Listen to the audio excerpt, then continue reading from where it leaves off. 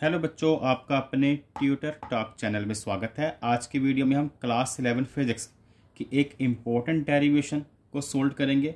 Moment of inertia of a circular ring, जिसमें एक ring जो कि अपने एक्सिस के अराउंड रोटेट होती है, घूमती है। जैसे ये एक मानिए कुछ इस तरह से सर्कुलर रिंग है और उसके बिल्कुल सेंटर में सेंटर ऑफ मास जो होता है उसका, वहाँ सेंटर से कोई एक एक्सिस है और वह अपने एक्सिस के अराउंड ऐसे घूम रही है, रोटेट हो रही है। और ये डेरिवेशन हमें क्या बताती है कि जो moment of inertia of a circular ring होता है अबाउट एन एक्सिस, जो moment of inertia of ring along जो उसके अबाउट एक्सिस होता है, which is pass through its centre of मास। जो एक्सिस है वो कहाँ से पास होता है? सेंटर ऑफ मास। जो उसका सेंटर ऑफ मास होगा, मान लो ये पॉइंट इसका सेंटर ऑफ मास है, वहाँ से एक एक्सिस पास होता है and perpendicular to its plane. और वह अपने प्लेन के क्या है? परपेंडिकुलर है। जैसे ये एक रिंग होगी मान लो और ये एक्सिस हो गया, तो प्लेन इस तरह से है और एक्सिस ऐसे 90 डिग्री के एंगल पर है। और कहाँ से पास हो रहा? उस रिंग के सेंटर ऑफ मास से। प्लेन, ये प्लेन ऐसे हॉरिजॉन्टल और ये वर्टिकल, मान लो ये एक्सिस है, तो इनका आपस में क्या लिंक है? परपेंडिकुलर। तो वो इक्वल होगा मास मल्टीप्लाई रेडियस का स्क्वायर। मास और रेडियस के स्क्वायर के प्रोडक्ट के इक्वल होगा। तो यहाँ पर सबसे पहले आप लिखोगे कंसीडर ए सर्कुलर रिंग। एक सर्कुलर रिंग हमने मान ली, मास कैपिटल एम। इस रिंग के मास को क्या माना है? Capital M. और जो इसका रेडियस है, जो इसका रेडियस है उसे कैपिटल आर। और जो उसका सेंटर है, ये जो पॉइंट है, उसको ओ का नेम दे दिया। स्टार्टिंग में आपने क्या करना, जो ये सर्कुलर रिंग है इसकी जो टोटल लेंथ होगी वो सर्कमफ्रेंस होगा। कहने का मतलब टोटल लेंथ इसकी जो क्या होगी? 2πr। लेकिन सबसे पहले हमने स्मॉल लेंथ को ही ले लेते हैं। यहाँ पर कुछ छोटी सी लेंथ, चलो हम यहाँ से लेकर, चलो यहाँ मान लेते हैं यहाँ तक। जो इतनी छोटी सी लेंथ है इसको हमने नेम दे दिया dx। जो सर्कुलर पाथ की छोटी सी लेंथ है इस रिंग की, उसे हमने नाम दे दिया dx। अब अगर हम इस छोटे से पार्ट का मोमेंट ऑफ इनर्शिया निकालें अलोंग जेड एक्सिस, तो छोटे से पार्ट के लिए हम क्या लिखेंगे? di। d मतलब smallest, i moment of inertia. किसके इक्वल होगा? मोमेंट ऑफ इनर्शिया का फॉर्मूला क्या होता है? मास मल्टीप्लाई डिस्टेंस का स्क्वायर, यानी कि m r स्क्वायर होता है। तो छोटा सा मास के लिए हम कौन सा यूज करेंगे वर्ड? dm। और डिस्टेंस का स्क्वायर यानी कि उसके एक्सिस से क्या डिस्टेंस होगा? r का स्क्वायर। ठीक है। मोमेंट ऑफ इनर्शिया का फार्मूला लास्ट हमने कुछ डेरिवेशन सोल्व की थी, क्या होता है? मास और r स्क्वायर। तो छोटे से मास की बात हो रही है तो उसके लिए d यूज़ किया dm, और डिस्टेंस क्या है? कैपिटल R का स्क्वायर। अब हमारा काम है इस dm की वैल्यू को निकालना। छोटा सा मास है उसकी वैल्यू को निकालना। इसके लिए हम इस इक्वेशन को इक्वेशन नंबर 1 देकर यहाँ कुछ समय के लिए रोक देते हैं। अब इतना हमें क्लियर है कि ये सर्कुलर पाथ है तो इसकी टोटल लेंथ होगी 2πr और टोटल मास हमने क्या माना हुआ? m। समझ रहे हैं आप? जो इसका टोटल लेंथ होगा वो क्या होगा? सर्कमफ्रेंस, यानी कि 2πr। तो अगर लेंथ है, लेंथ 2πr है, तो उस समय टोटल लेंथ 2πr है, तो टोटल मास कितना है? तो मास कितना होता है उस समय? उस समय मास है कैपिटल है। ठीक है। और अगर जो लेंथ हो 1, तो उस समय मास कितना होगा? लेंथ 1 यूनिट हो, उस समय मास होगा m/2πr। जैसे आप छोटी क्लासेस में ऐसे इक्वेशन को सोल्व करते थे। और यहाँ पर जो लेंथ है वो क्या है? dx। यहाँ पर लेंथ क्या है? dx। अगर यहाँ पे इफ लगा सकते हैं हम, इफ लेंथ है dx, तो उस समय मास क्या होगा? मास होगा m/2πr आर यहाँ पर हमने ये वाला लिया तो कैपिटल आर से डिनोट करते हैं, ठीक है, 2 पाई आर और ये डी एक्स से हो जाएगा मल्टीप्लाई। तो इस कॉन्सेप्ट को आप ध्यान से समझें। जब लेंथ 2 पाई आर है तो उस समय जो मेन मास है वो क्या है, एम है, पूरा मास। और जब लेंथ डी एक्स है, छोटी सी है, उस समय मास क्या है, जिसे हमने डी एम लिखा हुआ यहाँ पर, तो उसकी वैल्यू होती है M upon 2 pi are D x. अब ये जो वैल्यू है डी एक्स के समय, ये किसकी वैल्यू है, डी एम की, तो इसको डी एम की जगह पे फिल करेंगे। तो ये किसकी वैल्यू है, डी एम की। तो अब इक्वेशन 1 और 2 से अगर हम ये वैल्यू इसमें फिल करते हैं तो ये क्या हो जाएगा, अगर यहाँ पर लिख दो मैं फ्रॉम 1 एंड 2, आप लिखोगे यहाँ पर डी आई इक्वल, और यहाँ पर ये वाली वैल्यू फिल करूँगा एम अपॉन ये वाली 2 पाई कैपिटल आर, ठीक है, यहाँ पर फिल कर दी, साथ में डी एक्स भी है, साथ में डी एक्स भी है, और यहाँ पर आर स्क्वायर। क्लियर। जहाँ पर डी एम था वहाँ पर ये पूरी जो ग्रीन कलर से लिखा हुआ इसको यहाँ पर फिल कर दिया, आर स्क्वायर तो पहले से था। अब ये आर इस आर स्क्वायर की वैल्यू को कैंसिल करेगा, सिंगल आर यहाँ पर बचेगा। तो आपके पास आ गया D I equal M R D X upon 2 pi, D X हमने साइड पे कर दिया। अब टोटल मोमेंट ऑफ इनर्शिया निकालने के लिए हम इंटीग्रेशन करेंगे बोथ साइड।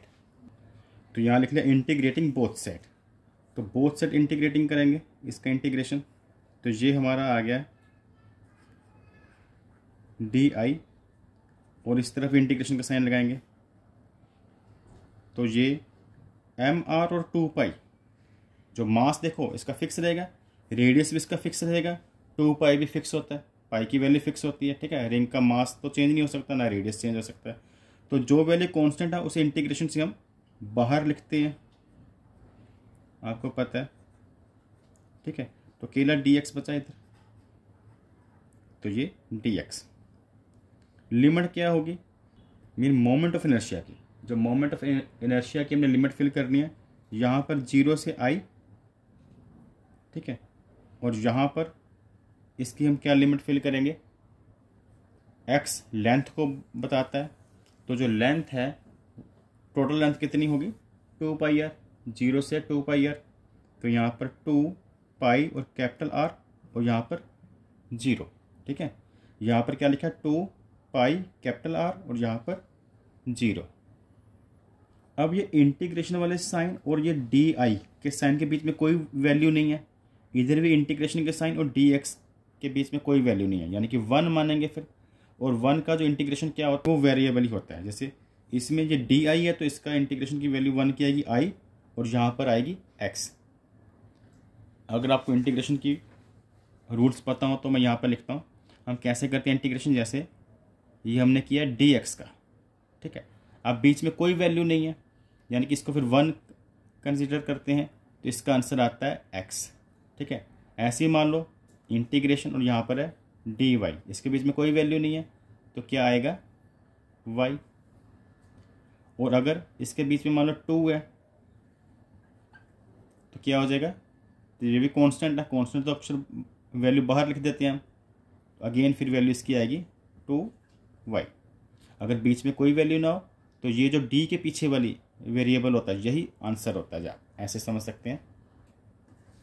उसी केस में अब इस इंटीग्रेशन साइन और डी आई की आंसर क्या आएगा, आई आएगा, तो इसकी वैल्यू आ जाएगी यहाँ पर आई।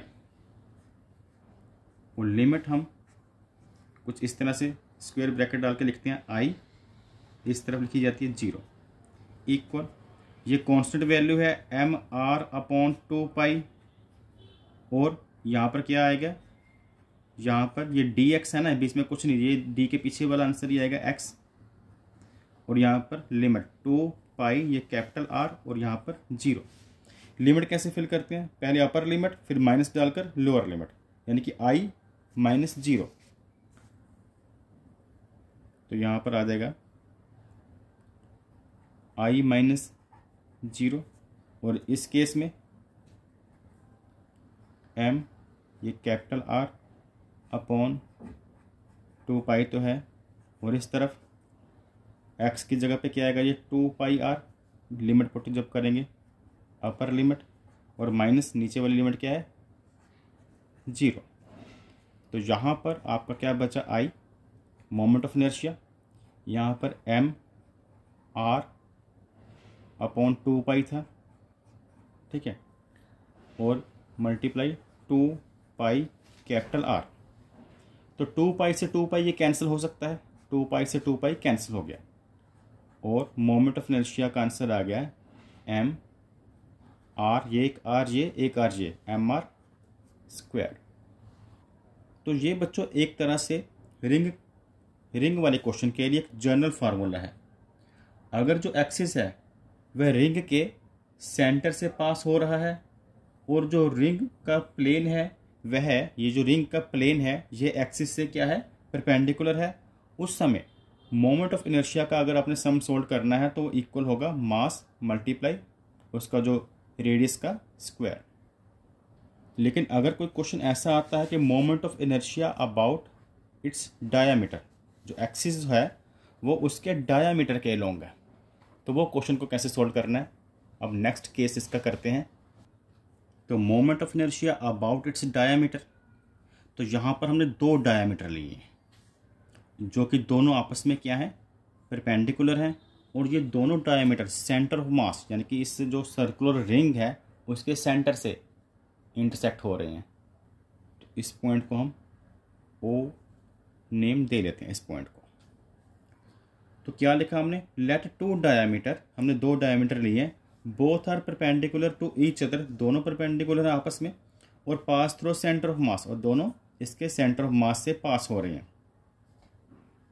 कहने का मतलब कि अब जो डायमीटर है बच्चों वो कुछ इस तरह से है, एक्सिस जो है कुछ इस तरह से है, इस तरह से इसकी रोटेशन होगी। एक डायमीटर इस तरह से है और दूसरा ठीक उसके परपेंडिकुलर इस तरह से। तो अलोंग द क्या उसके प्लेन, अलोंग द प्लेन है, पहले इस तरह से हमने किया था, अब अलोंग डायमीटर एक्सिस है। तो जो मोमेंट ऑफ इनर्शिया होगा वह चाहे ए बी के डायमीटर का हो चाहे सी डी के डायमीटर को, आपस में इक्वल होगा, जिसे हम आई डी भी लिख सकते हैं कि moment of inertia along diameter.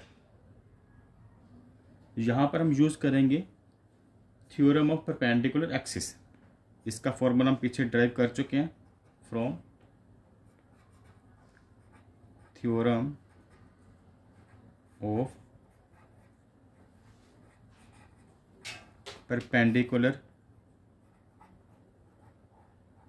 Axis. Last हमने इसकी भी डेरिवेशन की थी। जो परपेंडिकुलर एक्सिस वाली थ्योरम है ये हमें क्या बताती है, ये कहती है कि जो moment of inertia about 2 axis which are perpendicular to each other and lies in the plane, ये दोनों जो एक्सिस है आपस में परपेंडिकुलर है और प्लेन पर ही लाइज कर रहे हैं, ये इनका जो मोमेंट ऑफ इनर्शिया होता है इक्वल किसके होता है, moment of inertia of third axis which is perpendicular to the plane, जो इसके बिल्कुल ऐसे परपेंडिकुलर होगा। इन दोनों का जो मोमेंट ऑफ इनर्शिया का सम होगा वो थर्ड मोमेंट ऑफ इनर्शिया की इक्वल होगा, जो कि इस प्लेन के क्या होगा, परपेंडिकुलर होगा।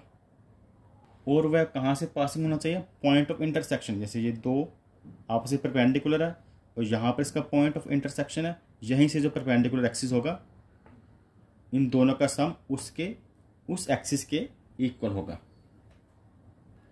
इसे आप कुछ इस तरह से समझ सकते हैं, जैसे moment of inertia A B इस डायमीटर का प्लस, अगर उसमें प्लस करें मोमेंट ऑफ इनर्शिया दूसरा डायमीटर जो कि सी डी है और परपेंडिकुलर है दूसरे से, इनके टोटल के इक्वल होगा, जो ये ऐसे परपेंडिकुलर है प्लेन की।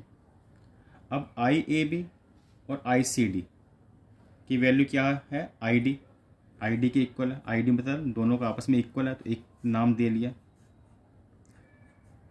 तो यहाँ डी में डायमीटर हो गया। एक तरह से दोनों इक्वल है तो कोई एक नाम दे सकते हैं दोनों को। आई जेड, मान लो ये जेड एक्सिस के अराउंड है और ये एक्स वाई का मान लेते हैं। तो इन दोनों का सम क्या होगा, मोमेंट ऑफ इनर्शिया, यानी कि 2ID लिख सकते हैं इन्हें, इक्वल आई जेड। और जो ये परपेंडिकुलर एक्सिस वाला है इसकी वैल्यू क्या होती है मोमेंट ऑफ इनर्शिया की, mr² होती है, mr², ठीक है। तो ये क्या है 2ID। अब ये 2 अगर उधर डिवाइड कर दें तो जो मोमेंट ऑफ इनर्शिया डायमीटर का है वो किसके इक्वल होगा, हाफ mr² के। ये 2 इधर है तो 1/2 लिख दिया उसे, और ये mr²। तो ये है moment of inertia about its diameter. अगर आपको यह वीडियो अच्छी लगी हो तो वीडियो को लाइक और चैनल को सब्सक्राइब करें। Thanks for watching.